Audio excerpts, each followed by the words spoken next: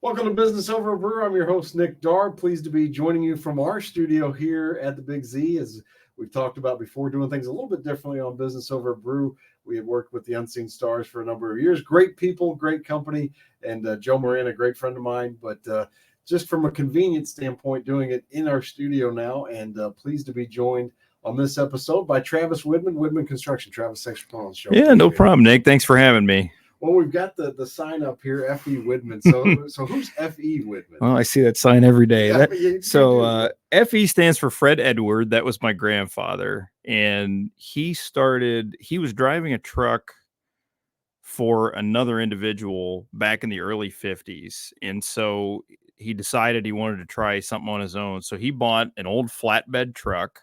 I can't remember exactly what year. It was a 40s model. Right. Flatbed truck with a blown engine. And so he rebuilt the engine and then put an old water tank on the very back. And so back in those days, people had cisterns at their house. You know, we didn't have county water, rural water, whatever. Right. So he would haul water at night and fill their cisterns. So he would drive during the day for someone else, and then he would haul water at night for like $2 a load or something like that. So, but that's how he got started. It's funny how many people have been on the show and talked about, well, you know, we started with a truck like that. Just one man in a truck. Ingredient.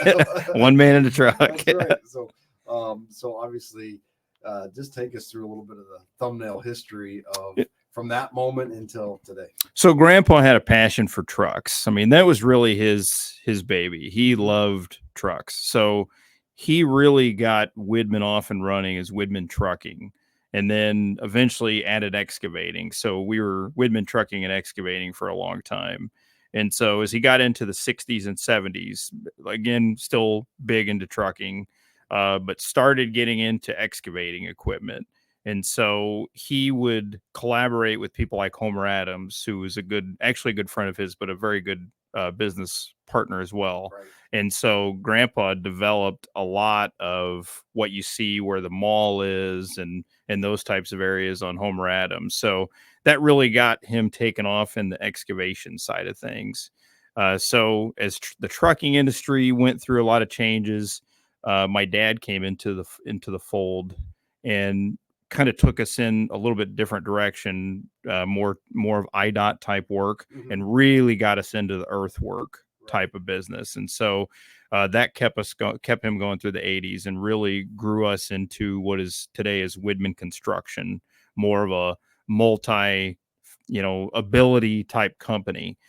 So then we from there started getting into some industrial type work and concrete work and a little bit of everything. Still maintained our roots with some trucking and excavating. And then I came into the picture full time in like 2007.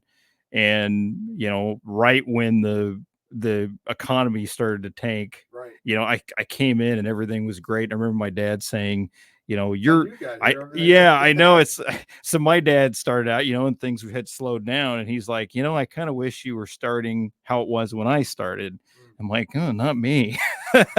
But things did hit a dip there for a while. So again, we kind of had to, refocus and just try to find other ways to make it work. And so from there, we just got into, again, more types of work and just more diverse work of, carpentry work, iron workers, things of that nature. But trucking and excavating is still a big part of what we do. Well, you talked about, the difficult times. Those are really the best teachers, though. I mean, that's for sure. Where you learn stuff is when things are going bad. It's a lot harder to learn when things are going great. Yeah, that's what my dad was so right about that. And I'm glad, I am glad that happened.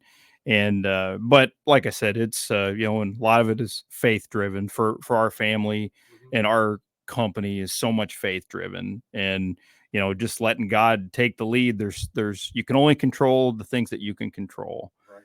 And for us, the things we can control is, doing what we say we're going to do, the honesty, integrity, our employees and how we treat our employees and how they treat our clients, and so we've always just tried to maintain that philosophy and let God lead the way. And here we are today. And My brother is also in the business with me, so that's also something very blessed to have. I was going to ask you to talk about the family dynamic, as a lot of businesses locally owned, of course. There's oftentimes family involved. Talk about that dynamic between, you've got other family members involved. How does that work when you're at the office and then away from the office? Well, I think it's important to have thick skin sometimes, and try to, even as much as you want to try to separate business and personal, it can be tough to do because they're, Right. They're very much ingrained in you, especially growing up around it in a family business. But so my dad, my grandpa was on his own. He didn't have any siblings or anyone working with him, but my dad had it differently. He has 5 brothers and sisters. So at one point they were all part of the company. So he definitely knew what that was like. His brother worked with him for many years, very successfully. And then in my case with my brother, I think what helps us is we both bring something different to the table. Mhm. I think Danny has a talent and an eye for the stuff out in the field. He can operate. I cannot. I can tinker a little bit, but Right. I'm more of the guy that's in the office, and I'm more of a financial kind of business side of things. So I think that helps a lot. As you have 2 people that are out for the same goal that want the company to succeed, and you have that same drive, but you have 2 that can bring something different to the table. So finding those 2 ways to work together can be very successful, and luckily it has for us. Were there times, I'm sure there were, when uh, you had kind of gotten into the business and maybe disagreements with your dad, for example, of thinking, what, this is not a good, and who's winning those arguments? How do those things sort themselves out for you? Well, fortunately for me, I relied on my dad heavily for wisdom. And the beauty part about working for dad is he wanted me to find my own way. I think for the longest time, I, him and I would have conversations, and I would ask him, well, how'd you do this? How'd you do that? And in a way, I was asking him to help, make my path for me. And he was so good about, he gave me what I needed at the time. When I would go to him for wisdom about anything, or whatever experience, but he was also good at letting me find my own way. And he always was, just put in the work, but follow God's lead, and just let it come. And so that's one thing that was nice. We never really had disagreements on business practices or how we did anything.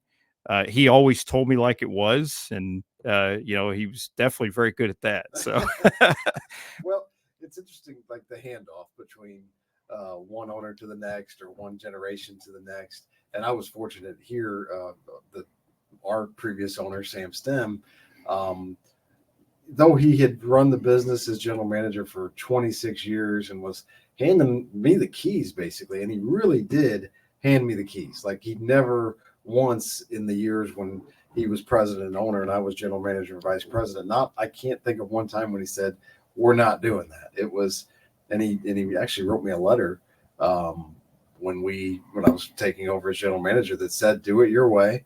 I'm not gonna step in and tell you that it's wrong. I might disagree, and unless it's something that's an absolute, unethical or illegal thing, I'm not going to veto anything you say. So that was key on his part, to really let it go and just hand over the keys to me, versus saying you're going to do that, but then second guessing every decision. And then trying to be a puppeteer. Right. And and that's exactly why and how it worked for us too. Is, again, Dad didn't want me to mimic the way he did things. I mean, there were times where he would guide me and say, oh, you need to handle this way, and this is why.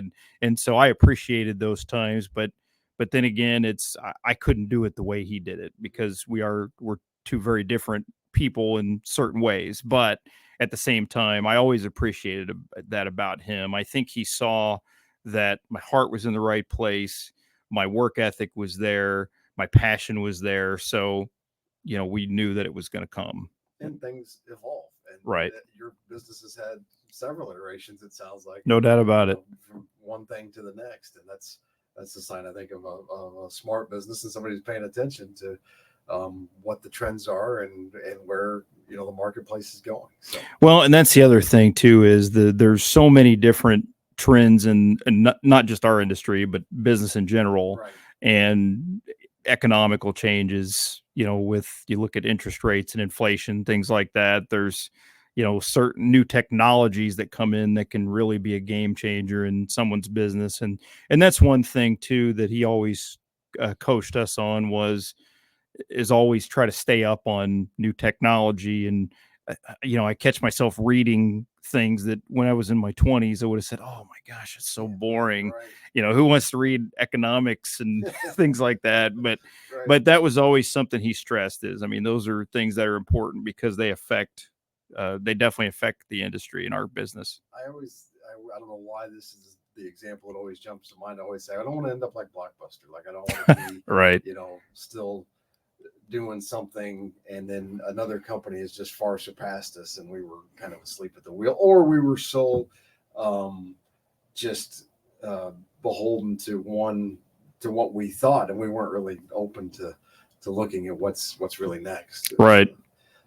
Because that's obviously a dangerous thing for business. So you've got kids of your own. Do you think they might be involved in the business someday? Well, I don't know. My son's 14, my daughter's 12. Well, not really to start Yeah, it's a forcing little them to say bit. you're taking I am over. going to definitely expose him somewhat and do the things like I did whenever Right. I was 14, 15, which is, sweeping shop floors and weed eating and picking up trash, and just give him an opportunity to be around it.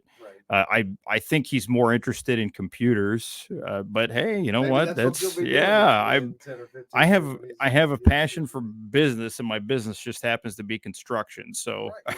Yeah. That's exactly how we think about it here. I mean, we were obviously a radio station for a number of years, but we really have evolved into a media company, is how I would like to phrase it, just because times change and you have to stay up with them. So, your logo fell off the screen for a second. We had to put that back on. So, talk about some of the. You guys are heavily involved in the community and organizations and charitably as well. Talk a little bit about some of those involvements and why that's important to you. sure, God has blessed us in so many ways, as a family, as a company, and one of something that we want to do is be good stewards of God's blessings. So, I think for a while, I just would, we'd often just, pray, what do you got for me? What's out there? What's needed? And so that's led me to be able, led us to be involved with a lot of great organizations. Riverbend Family Ministries is, I don't want to leave anyone out here, but Right. but RFM, the Madison County Child Advocacy Center, in the Salvation Army. I've been privileged to be on that advisory council for 7 years now. Margaret Freer is the one who invited me. I'll name drop Margaret, Right. Sure. but yeah, she recruited me, and so since then, that's really probably been the one that I've spent the most time with, especially over the last few months. Well, as we talk about the Salvation Army, and I'm on the advisory council on the board as well, full disclosure. So we're both for it. But talk about the new Hope House. It's been certainly a journey, and something that you and I are both, think the community needs. Not everybody agrees with that. But just for those that maybe don't agree with it, talk about what it is and what it would bring to the community in your eyes. Sure. So I got involved. It's called the Booth House now. And so when I started with the advisory council, I really just didn't know much about homelessness at all. I really didn't. I mean, I knew it existed, but trying to learn more about, why are people homeless, and the different reasons, and the different things out there, that resources that they have to help. And the Salvation Army, we had the old Booth House right behind the core building. And so, I spent a lot of time devoting just to that house because it was beyond repair. It just needed a lot of help and needed a lot of work. So we put some time into that. And after a while, determined, it has to go. It's not adequate. What was going on at the time was, it was a congregate living situation. It was basically two just single single family homes. Right. So you would have, 10 to 15 adults in one pretty small space or a couple of bedrooms here and there. And it just wasn't adequate. So we started trying to find another solution, but unfortunately that the house had to be torn down pretty quickly. So we transitioned into our scattered site model, which is basically a hotel. But so what the Salvation Army does is more than just a shelter. It's what they refer to as full on wraparound services. So what happens is in Madison County has the continuum of care. So people that are seeking housing or just a hand up, like they call it, not a handout, but hand up, they will reach out to the continuum of care and get signed up on that registry. And then the continuum of care will help refer individuals to whatever sites are available based on their needs and what that site can do. So the booth house, we don't have the capacity to handle severe mental illness or severe drug related, and we cannot bring in sex offenders because we have women and children in our facility. So what happens is the continuum of care will send them to the Salvation Army. The Salvation Army booth house will give them full case management services, help determine the reason for their homelessness, help them get reconnected with family if that was the reason. Will help them if it was employment issues. They help give them employment lessons in resume building and job interviewing. They give them lessons in life skills, like help teach them how to cook, how to teach them how to be good neighbors, teach them how to take good care of their place, and things of that nature. Budgeting is another big one too. So when they are living at the booth house, they're required to be looking for employment. And when they are employed, they're required to save 80% of what they earn while they're at the booth house. And so the hope is that within 90 days, they are then they've found permanent housing and hopefully permanent employment. It doesn't always work out to where they end up in their own house or their own rental. Sometimes they may go to transitional housing. Some need more care. So if there is a mental health situation, so we have the resources to refer them for that, or they may live with family and friends. So it's not always a situation where they rent their own home, but a majority of the time they do end up getting into long-term housing. Right. And the beauty part is the case management services continue even after they have found their home. So as far as who we care for, where they're from, almost all of them are Madison County residents, but 60% of them are Alton residents. So, just give you a little perspective. In the last year, in 2023, we had 146 people come in. So it was 125 adults, 21 children. So when you figure the percentage of Alton residents and you figure roughly a 75 to 80% success rate of our residents, that equals out to over 60 people from Alton that were given services they need to prevent them from becoming homeless. Right. And so I think people look at the booth house and look at the shelter as, they see people that, transient homeless walking around in their woods or causing trouble. And, unfortunately that they painted all homeless with the same brush. Right. And it's just, unfortunately, it's a lot more complicated than that. And as much as we would love to be a catch-all, the Salvation Army will always reach people where they are and provide food and, other needs for those individuals too. But as far as who we have in our facility, it's the people who want to better their situation. We, several years back, we were doing a radio show for the Salvation Army, as we typically do in December, to raise money for the Salvation Army. And we had some people that had been residents at the booth house come in and kind of just tell their story. And it's amazing how relatable it was, I think, for almost everybody. Like, this was somebody that, had full-time employment, had a good job, and then a couple of bad decisions, a divorce, led to excessive drinking, and literally in what seemed like almost a blink of an eye, he's homeless. And and with really, not sure where to turn. I mean, it just, so it's a service that's vitally needed. And then this, the success story, they don't all work out this way, of course, but I mean, he got his life back together, got back on his feet, got employed, and then, had become a productive member of society, which is, the hope, but like I said, it's not always going to work that way. I mean, but we like to think, I think, as a society that, they're homeless, there must be something wrong with them, or they, and it's amazing how it could really almost happen to any of us. No doubt about it. And unfortunately, especially this day and age with cost of living where it is, Mhm. and rentals are so hard to come by, affordable rentals. And so when you have someone who lives paycheck to paycheck, like the individual you're describing, even when you live paycheck to paycheck and you all of a sudden you hurt your back or something and you're unable to work for 2 to 3 weeks. Right. And I mean, you're just falling under hard times. And a majority of our guests have just done just that, fall under hard times.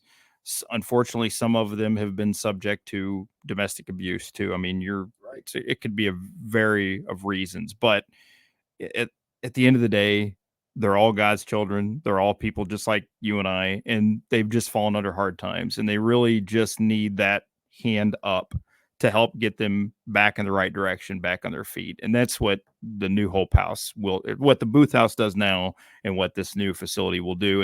And truth be told, the only thing new about what we're trying to do is the building itself. About a facility. I mean, Right. really. Well, you've done great work on that, and I certainly appreciate the efforts there. Just a couple minutes left, but you guys kind of make it look easy. You've had a successful business and done great. But I know that's not how it's been on the inside. I'm sure there's been challenging times. Talk about, maybe one or two really difficult times in the history of the company that maybe somebody watching could learn from. Sure. I think for us, you always just treat people.